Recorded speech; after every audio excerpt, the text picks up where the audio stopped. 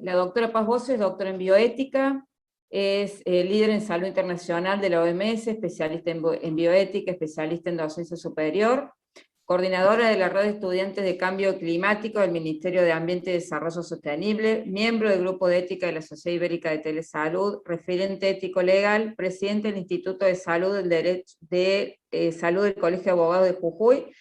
y tiene membresía Legal Tech Seed, es donde eso se activa. Paz, un gusto escucharte. Hola, ¿cómo están? Muy buenas tardes. Voy a aclarar, ya no soy más presidenta del Instituto de Derecho de la Salud, aclaremos. Que no sea cuestión que después me corran por usurpación de títulos y honores. Nada, voy a tratar de ser muy breve. No voy a poner una presentación, la idea es poder reflexionar un poco sobre la transformación digital que tiene, que sufriremos los adultos y los adultos mayores, vinculado al campo de la salud. La verdad que voy a poder achicar bastante, porque bueno, empezando por Marisa, digamos que nos pone en todos esos escenarios tan cibernéticos y de futura ciencia y ciencia presente, nos fue como adelantando mucho qué es lo que va pasando, pero yo elegí poder abordar la cuestión del adulto mayor porque es uno de los grupos probablemente más invisibilizado con respecto al tema de las transformaciones digitales, y tenemos que pensar que, por ejemplo, el PAMI, que es la obra social más grande de América Latina, tiene 5.200.000 afiliados, y en todo ese proceso pensar cómo no solo, quizás la pandemia lo que hizo fue exacerbar la necesidad del uso y de la apropiación de las tecnologías, pero como este grupo, en el que se constituyen además muchos mitos, ¿no?, con respecto al uso de las tecnologías o al rol que tienen en la sociedad o al rol productivo, nos hace ver que este grupo necesita como un abordaje y una consideración especial. Hace unos años la Defensoría del Pueblo de la Ciudad Autónoma de Buenos Aires hizo un informe con 520 adultos mayores, donde les fue preguntando sobre el tema, sobre el uso, sobre la conectividad, sobre la accesibilidad, sobre distintas cuestiones, sobre los riesgos que veían en el campo de lo tecnológico, y nosotros que vamos viendo que tenemos una sociedad cada vez más envejecida, donde el 25% de la población ya es adulta mayor, que muchos viven solos. Este informe de los 520 adultos mayores, el 52,6% decían que vivían solos, y esto nos da una dimensión de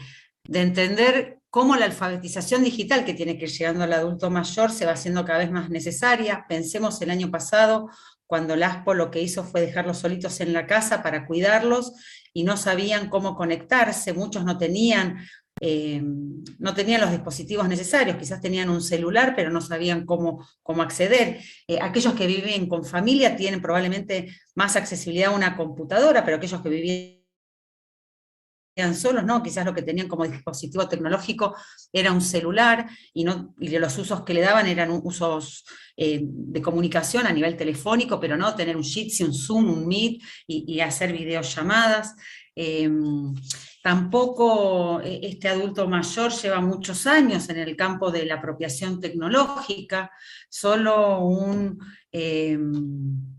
15% llevaba más de entre 6 y 10 años de uso de la tecnología. Tampoco hay espacios demasiado sistematizados de formación o de capacitación en lo tecnológico. Quizás los primeros cursos que se fueron dando para los adultos mayores en el campo tecnológico tenían que ver con el uso del Excel, con el uso, digamos, de algunas herramientas, pero no de las herramientas que hacían a la comunicación, al acceso al entretenimiento, a la gestión de trámites. Yo recuerdo,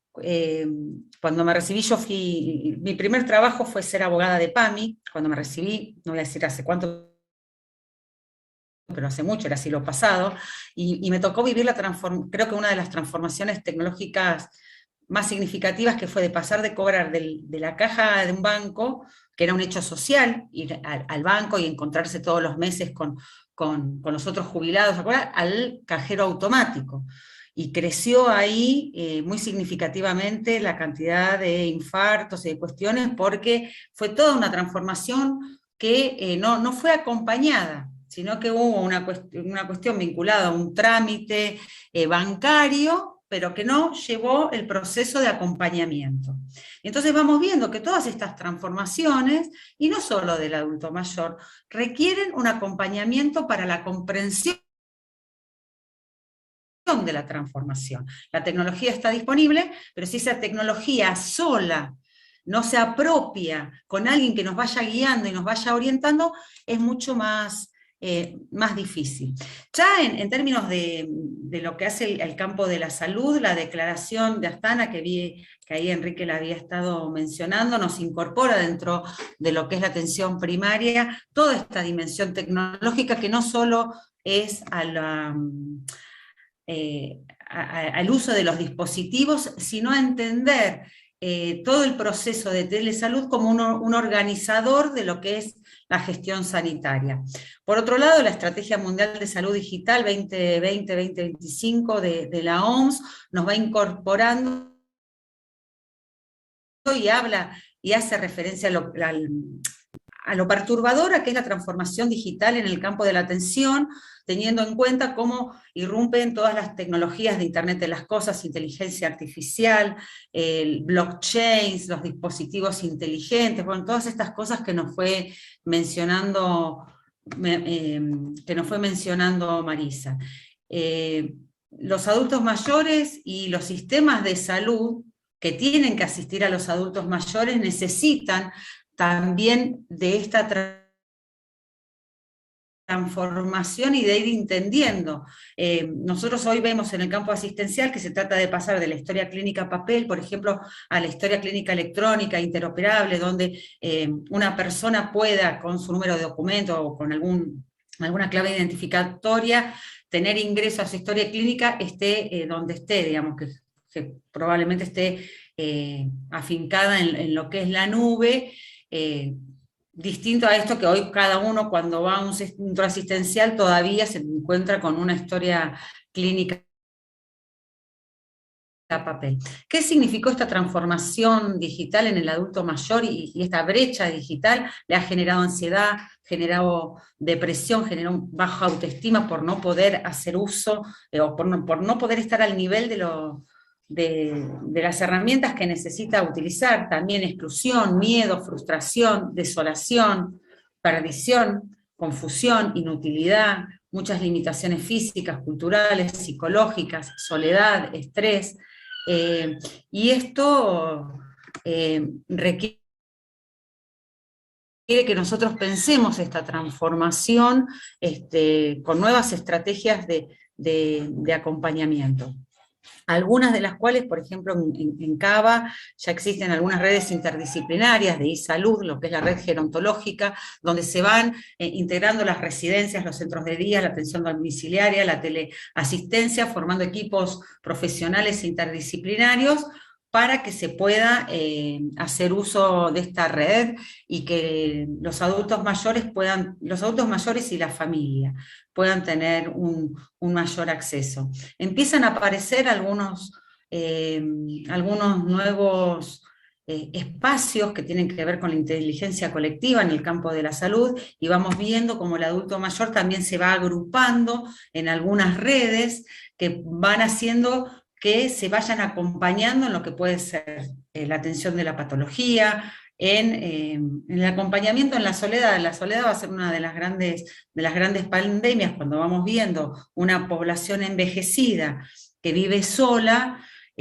cómo la tecnología empieza a constituirse como una herramienta muy estratégica para hacer frente a la soledad, que sabemos que no es un tema menor y sabemos la incidencia que esto tiene en las enfermedades. Las redes de pacientes, las redes de pacientes y de profesionales, bueno, algunas experiencias, no quiero hacerlo corto porque sé que todavía falta alguna otra presentación, pero aparecen con respecto al tema de Internet de las cosas, todos los dispositivos de monitorización y GPS, donde el adulto mayor puede ser ubicado en tiempo real, y esto es muy importante para lo que es Alzheimer o para lo que puede ser demencia senil. También pueden servir para la detección de caídas o para el envío de llamadas de emergencia, los sensores ocultos en los botiquines, donde se pueden actualizar prescripciones, donde se puede decir si de repente el medicamento no fue tomado, la calefacción y la refrigeración automática, esto en los hogares, ir pensando que va a haber hogares inteligentes, y hogares inteligentes que tengan una organización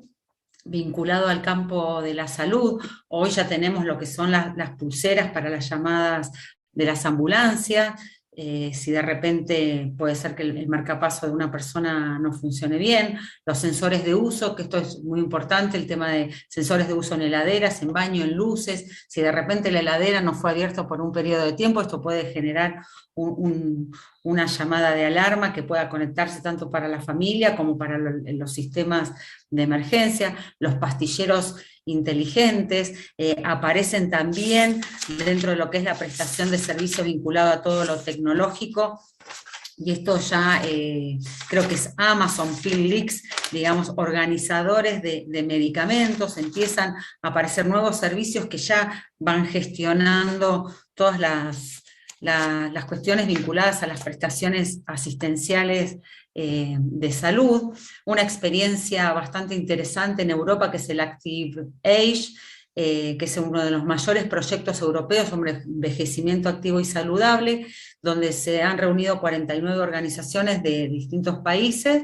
con un 22% de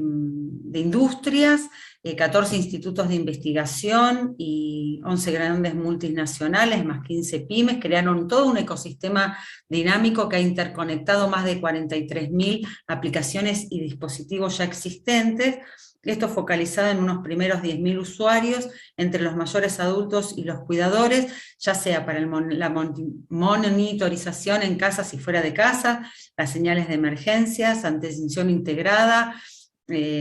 favorecer el ejercicio, también pensar todo lo que lo tecnológico puede y aporta en lo que es la planificación del envejecimiento activo y saludable. En Estados Unidos hay una experiencia que se llama Lively, que es una empresa que pone sensores a todos, desde los medicamentos hasta las comidas y las bebidas, para los adultos mayores, y ante cualquier anomalía que se puede identificar, manda una aplicación y una llamada. Algo que presentamos en las jornadas de derechos de la salud, que son los robots sociales, y los robots sociales de quinta generación,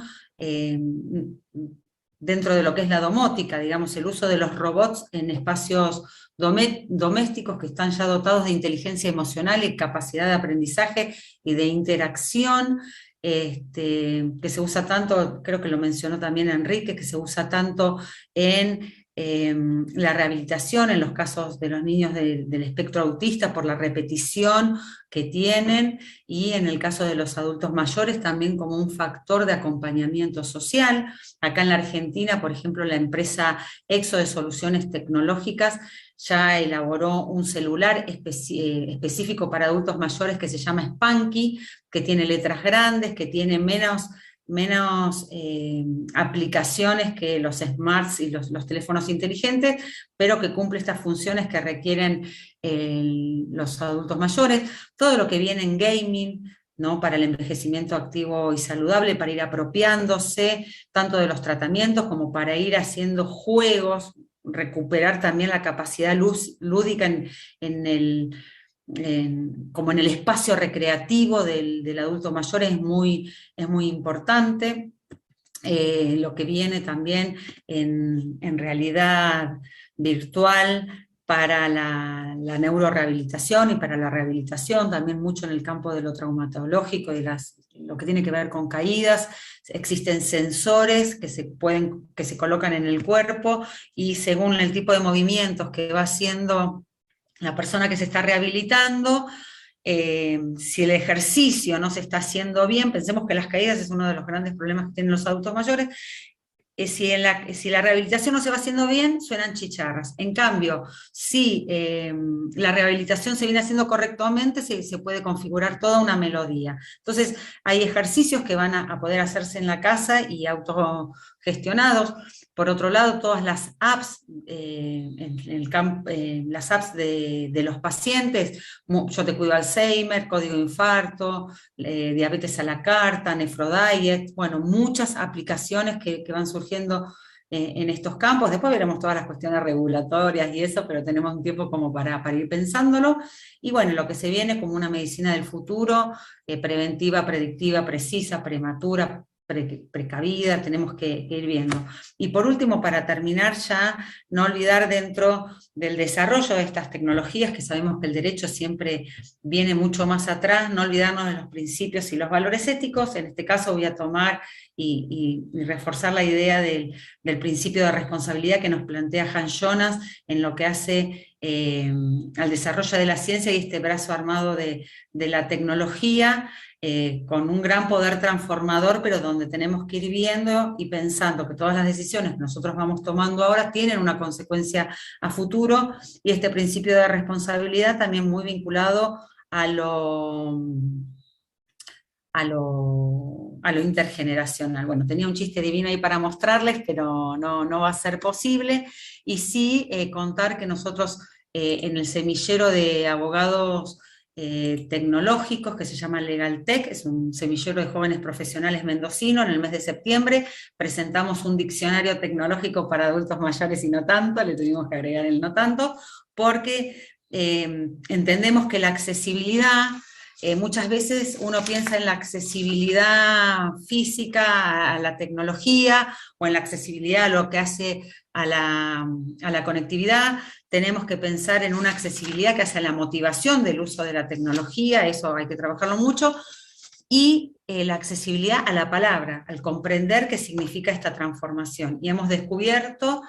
que hay muchísimas palabras que seguro que si yo tiro acá hay un montón que no conocemos, que hay que ir acompañando estas nuevas definiciones en los contextos en que se van dando. Y bueno, este primer diccionario que está disponible, creo que ahí Paolo lo vamos a subir. Ya lo vas a subir al chat para que esté disponible, y van a ver que hay un montón un gran trabajo que hicieron los jóvenes profesionales. A mí me tocó solo dirigir el proyecto y decir cuáles eran las palabras que no sabía, que eran muchas. Pero bueno, para ir acompañando también a estos adultos mayores, hubo hace muy poco una iniciativa, los gobiernos empiezan a trabajar también en iniciativas de alfabetización, pero como decía, PAMI tiene 5.200.000 afiliados, CABA largó